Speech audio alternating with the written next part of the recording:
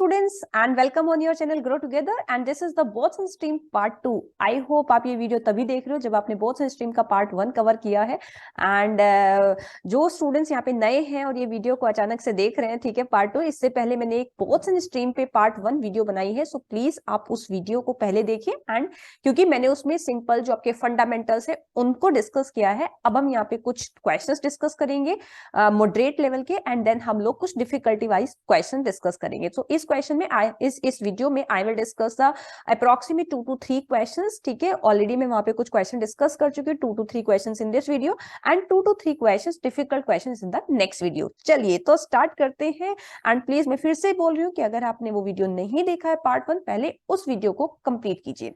चलिए तो यहाँ पे है आपके पास में क्वेश्चन, फर्स्ट क्वेश्चन है, ठीक है, इस वीडियो का। मैं यहाँ पे लिख देती हूँ जस्ट 1 सेकेंड आपके क्वेश्चन को।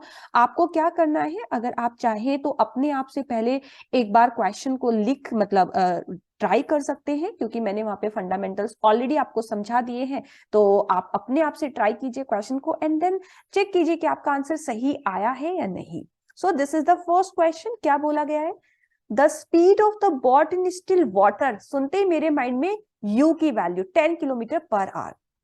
If it can travel 26 kilometre down stream, 26 kilometre down stream, that is u plus v, and the 14 kilometer upstream, तो 14 kilometer upstream, that is u minus v in the same time.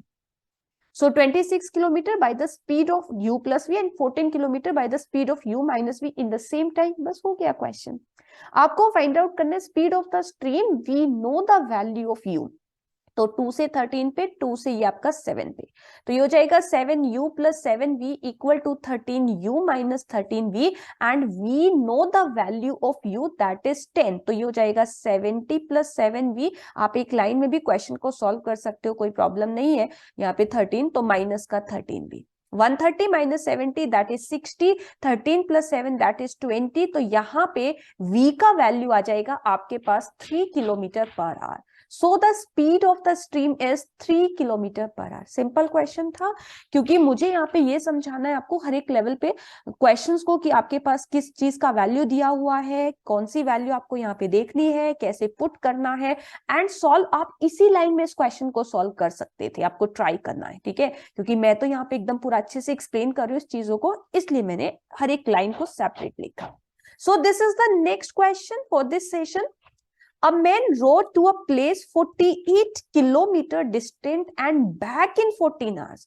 अब बहुत simple सा concept है आपके पास में कि अगर वो एक सर्टेन डिस्टेंस में जा रहा है और वापस आ रहा है, तो एक बार उसकी स्पीड अप स्ट्रीम होगी और एक बार डाउन स्ट्रीम होगी। So this is not the question, right? हो गया। So this is the next question in this session. A man rode to a place 48 kilometer distant and back in 14 hours. He finds that he can row 4 kilometer with the stream in the same time as 3 kilometer against the stream. आपको find out करना है rates of the stream. अब बच्चे बहुत simple सी बात है, अगर first line में आपको बोला है a man row at a place 48 kilometer distant and back. So this is not the question कि जाते टाइम अप स्ट्रीम थी या आते टाइम अप स्ट्रीम थी, बट मुझे ये कंफर्म है आपके पास में कि यहाँ पे एक बार आपके पास डाउन स्ट्रीम हुआ है और एक बार आपके पास अप स्ट्रीम बना है। तो 48 kilometre down stream and come back 48 kilometre upon यहाँ पे up stream, total is in the 14 hours.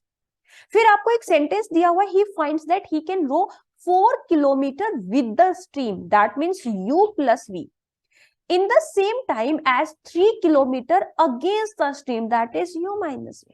You have two unknown, you have two equations, आप आराम से सॉल्व कर सकते हो। There are two method, या तो आप यहाँ पे u और v का रेशियो बना के रखो, बट मुझे रेशियो लग नहीं रहा कि मैं अच्छे से करूं। मुझे बेटर है कि मैं यहाँ पे 4 upon u plus v minus 3 upon u minus v। Previous video में मैंने इस टाइप की इक्वेशन का एक क्वेश्चन आपको करवाया हुआ है, जहां पे हम कोएफिशिएंट को इक्वल करके कर सकते हैं। तो यहाँ पे देखो दिस इज 14, दिस इज 48 यहाँ पे 3, तो अगर मैं इस इक्वेशन में 16 से मल्टीप्लाई करूं, समझ लो, तो अगर मैं इस इक्वेशन में 16 से मल्टीप्लाई कर दूं तो मेरी प्रॉब्लम सॉल्व हो जाएगी। आप देखो यहाँ पे 16 इंटू 3 इज 48, 48 दोनों को ऐड कर दिया, कैंसिल आउट हो गया। 48 प्लस 64 एंड 48 प्लस 64 अगर आप यहाँ पे करोगे तो ये हो जाएगा आपके पास 112। ठीक है, 60 प्लस 40 एंड 8 एंड 4, तो 112 upon u plus v and this is 40। समझ में आया?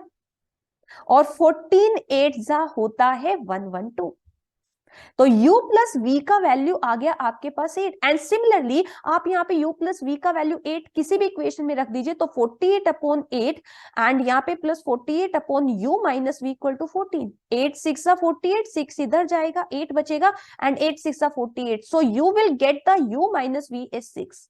आपको फाइंड आउट करना है the rate of the stream. Rate of the stream मतलब v का वैल्यू, तो v is half of 8 minus 6, तो आपका v का आंसर आ जाएगा 1 किलोमीटर पर आवर। ठीक है, आपका v का आंसर आ जाएगा 1 किलोमीटर पर आवर। तो आपको अगर ऐसा दिया हुआ है कि वो जाता है और आता है और स्टिल वाटर नहीं है, तो दैट मींस एक बार अप स्ट्रीम होगा और एक बार आपका डाउन स्ट्रीम होगा, ये कंफर्म हो चुका है, राइट। तो इसकी तरह इस तरीके से आपने यहाँ पे इक्वेशन बनाई और आप अपने क्वेश्चन को बहुत आसानी से यहाँ पे टारगेट कर सकते हो। So this is not the difficult question, बस आपको दो चीजें होती है, आप अपने क्वेश्चन को इंटरप्रेट कैसे कर रहे हो, देन उसको सॉल्व कैसे कर रहे हो। सॉल्व करना भी एक इंपॉर्टेंट पार्ट है आपके क्वेश्चन का, राइट। चलिए तो नेक्स्ट क्वेश्चन पे चलते हैं। इस सेशन का ये लास्ट क्वेश्चन है and in the next video I will discuss 2 to 3 difficult या गुड लाइक और भी अच्छे और इससे एक लेवल ऊपर के क्वेश्चंस। ओके, तो चलिए क्वेश्चन देख लेते हैं। At his usual rowing rate, Rahul can travel 12 miles downstream. That means u plus v. Downstream सुनते तो मेरे माइंड में मतलब u plus v, upstream सुनते u minus v, still water u, और rate of the current that is v। ये चार चीजें मेरे माइंड में चलती है। Rahul can travel 12 miles downstream in a certain river in 6 hours less than it takes him to travel the same distance upstream। क्या मैं ऐसा बोल सकती हूँ कि अपस्ट्रीम अगर 12 और उन दोनों का जो डिफरेंस है u plus v that is 6 hours, क्या मैं ऐसा बोल सकती हूँ? क्योंकि उसने बोला है कि डाउन स्ट्रीम में उसको 6 आवर्स का टाइम कम लगता है, so that means 12 upon u minus v minus 12 upon u plus v का वैल्यू आपके पास 6 होगा। इट टेक्स हिम, ये हो गया, but if he could double his speed, rowing rate of is 24 miles round trip, the down stream 12 miles, तो rowing rate वो कर रहा है 2u से प्लस v यहाँ पे, then take only 1 hour less than the up stream, तो up stream में ऑब्वियसली यहाँ पे माइनस v होगा, तो 2u minus v and 12 upon 2u plus v, right, कम टाइम लगेगा एंड यहाँ पे सिर्फ 1 आवर का डिफरेंस। बस अब आपको यहां से अपना क्वेश्चन सॉल्व करता है, लेकिन यहाँ पे आप ये इक्वेशन नहीं कर सकते बिकॉज रीजन बहुत सिंपल सा है, क्योंकि यहाँ पे 2u है और यहाँ पे आपके पास u था। आप यहाँ पे 12 को अगर एलसीएम लेते हैं तो ये हो जाएगा u plus V minus u plus V divided by u minus V and u plus V, this is equal to 6 से ये आपका 2 पे एंड u से u कैंसिल, तो 2v and 2 4v is equal to this is u square minus v square. यहां से solve करते हैं, 12 को कॉमन लेते हैं तो ये हो जाएगा 2u plus v minus 2u plus v हो जाएगा divided by the 2u minus v 2u plus v 4u square minus v square and that is equal to 2u cancel, v और v 2v इंटू, तो 24v is equal to 4u square minus v square. What is the speed of the current in miles per hour, that means आपको v का value find out करना है।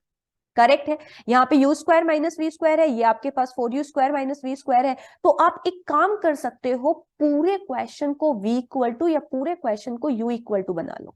आप सोचो अगर मैं यहाँ पे u स्क्वायर की वैल्यू लूं तो this is 4v plus v square, यहाँ पे अगर u एंड डिवाइडेड बाई, हाँ सही है क्योंकि डिवाइड बाई ये 4v है ना, अगर मैं यहाँ पे करती हूँ तो u square equal to 24v plus v square and divided by 4 आ जाएगा।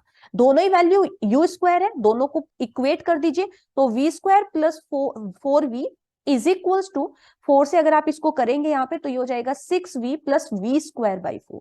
वी स्क्वायर एक तरफ, तो 3v square by 4 equal to 6v minus 4v is 2v, and v से ये कैंसिल हो जाएगा, तो v की वैल्यू आ जाएगी आपके पास 8/3।